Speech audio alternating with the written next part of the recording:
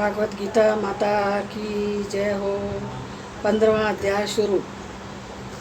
उसके उपरांत श्री कृष्ण भगवान बोले कि हे अर्जुन, आदि पुरुष परमेश्वर मूल वाले और ब्रह्मा रूप मुख्य शाखा वाले जिस संसार रूप पीपल के वृक्ष को अविनाशी कहते हैं तथा जिसके वेद पत्ते कहे गए हैं। और ये संसार जो वृक्ष को जो पुरुष मूल सहित तत्व से जानता है वह वेद के तात्पर्य को जानने वाला है। नंबर पहला है अर्जुन, उस संसार वृक्ष की 3 गुण रूप जल के द्वारा बढ़ी हुई विषय भोग रूप कोपलों वाली देव मनुष्य और त्रियक आदि योनि रूप शाखाएं नीचे और ऊपर सर्वत्र फैली हुई है तथा मनुष्यों में जो कर्म के अनुसार बांधने वाली अहंता ममता वासना रूप जड़े भी है नीचे और ऊपर सभी लोगों को व्याप्त हो रही है। नंबर 2, परंतु इस संसार ये वृक्ष का स्वरूप जिस प्रकार कहा गया है वैसा यहाँ विचार काल में नहीं पाया जाता है, क्योंकि न तो इसका आदि है और न ही इसका अंत है तथा न अच्छी प्रकार से स्थित है।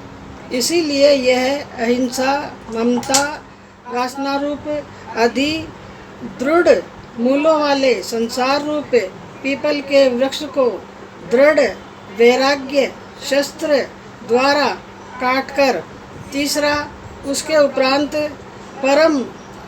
पदम स्वरूप परमेश्वर को अच्छी प्रकार से खोजना चाहिए, क्योंकि इसमें जो भी दिए गए हैं वह पुरुष फिर पीछे संसार में नहीं आते और जिस परमेश्वर से यह पुरातन संसार वृक्ष की प्रगति विस्तार को प्राप्त हुई है उसी ही की आदि पुरुष नारायण मैं ही हूँ। इस प्रकार दृढ़ निश्चय करके चौथा नष्ट हो गया है मान और मोह जिसका तथा जीत लिया गया है आसक्ति रूप दोष जितने और परमात्मा के स्वरूप में है निरंतर स्थिति जिनकी अच्छी प्रकार से नष्ट हो गई है कामना जिनकी ऐसे वे सुख दुख नामक द्वंद्वों से विमुक्त हुए हैं।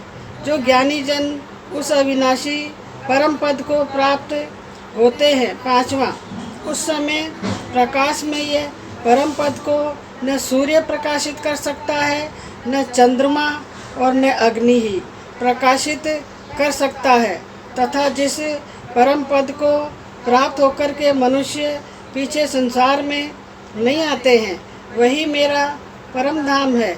हे अर्जुन, इस देह में यह जीव आत्मा मेरा ही सनातन अंश है और वही इन त्रिगुणमयी माया में स्थित हुई मन सहित 5 इंद्रियों को आकर्षण करता रहता है। 7वां, जिस प्रकार से वायु गंध के स्थान से गंध को जिस प्रकार ग्रहण करके ले जाता है वैसे ही देह आदि का स्वामी जीव आत्मा भी इसी प्रकार इस देह को जब त्यागता है उससे मन सहित इंद्रियों को ग्रहण करके फिर जिस देह को प्राप्त हो जाता है उसमें भी 8वां उस शरीर में स्थित हुआ यह जीवात्मा श्रोत चक्षु त्वचा को तथा रसना घृणा और मन को आश्रय करके तथा इन सब के सहारे से ही विषयों को जो कार्य करता है नम्मा, परंतु ये देह छोड़ करके जो चले गए हैं अथवा इस देह को स्थित करे हुए काफ़ी विषयों को भोगते हुए अथवा तीनों गुणों से युक्त होते हुए भी अज्ञानी जन नहीं जानते हैं, क्योंकि केवल ज्ञान रूप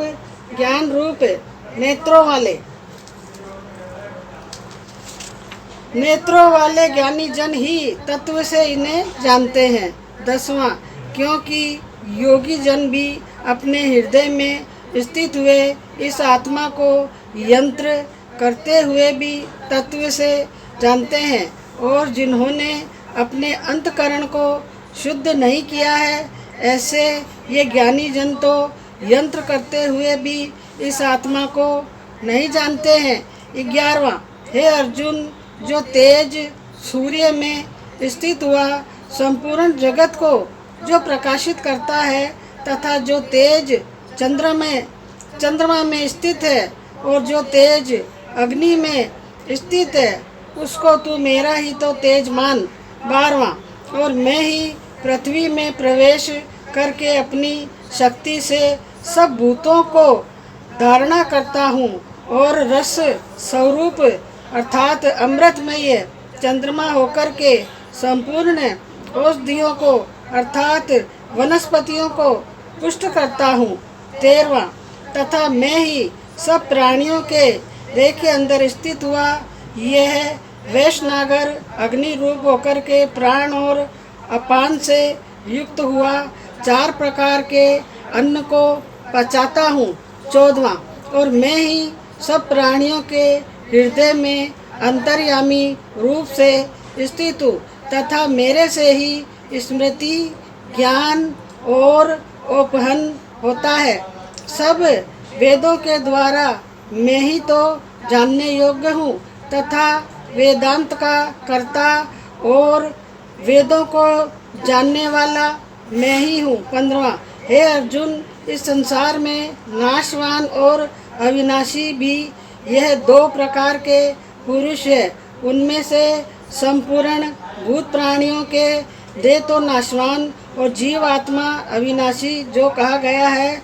16वां, तथा उन दोनों में उत्तम पुरुष तो अन्य ही है, जो कि तीनों लोकों में प्रवेश करके सबका पोषण करता है, एवं अविनाशी परमेश्वर जो परमात्मा ऐसे कहा गया है। 17वां, क्योंकि मैं नाशवान जड़ वर्ग क्षेत्र से तो सर्वथा अतीत हूँ, और मैं माया में स्थित अविनाशी जीव आत्मा से भी उत्तम हूँ। इसीलिए लोक में और वेद में भी पुरुषोत्तम नाम से प्रसिद्ध हूँ।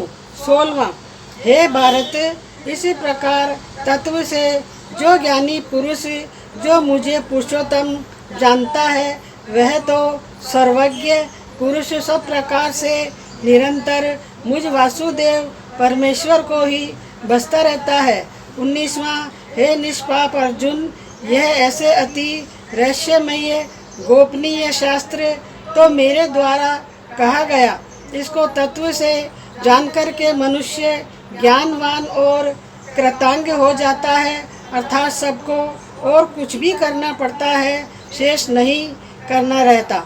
20वां, इस अध्याय में भगवान ने अपना परम गोपनीय प्रभावशाली सभी प्रकार से कहा है। जो मनुष्य उत्तर प्रकार से भगवान को सर्वोच्च समझ करके फिर ले लेता है ज्ञान, फिर उसका मन एक क्षण भी भगवान के चिंतन का त्याग नहीं कर सकता, क्योंकि जिस वस्तु को मनुष्य उत्तम समझता है उसी में तो उसका प्रेम होता है, उसी में प्रेम होता है, इसी का चिंतन होता रहता है।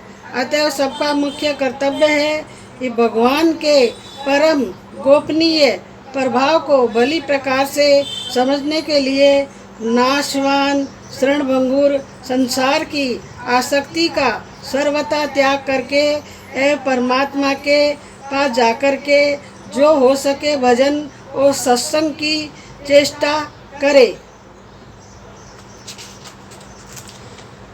बोलो गीता माता की जय हो। 15वां अध्याय समाप्त।